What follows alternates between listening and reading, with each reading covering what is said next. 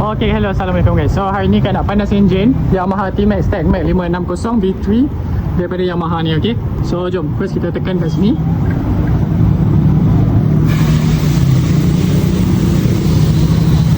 Okay, tekan brake, tekan start.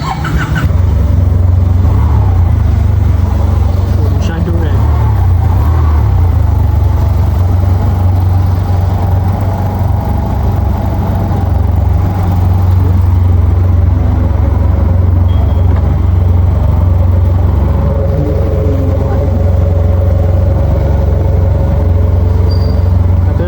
Meter dia. Okay. Adjustable windshield. Okay.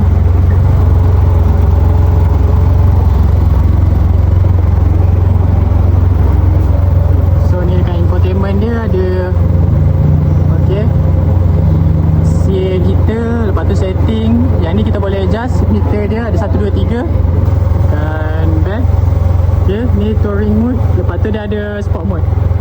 Okay, ni sport mode. Dekat sport mode 1, 2, 3. Okay, ni infotainment dia, okay.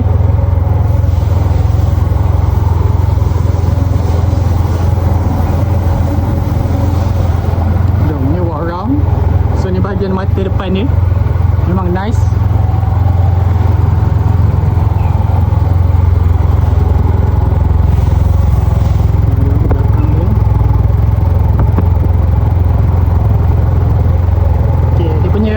Two-tone colour dekat dalam warna hitam, kat luar dia warna silver. Yang ni untuk V3. Dia ni dah ada handbrake dia.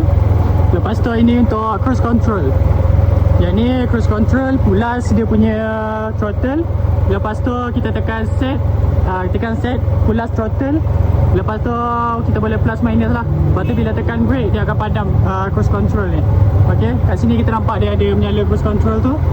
Okay, maksudnya dah setting. Tapi bila kita tekan yang ni sebab tak jalan, so kita tekan balik je lah untuk padamkan dia.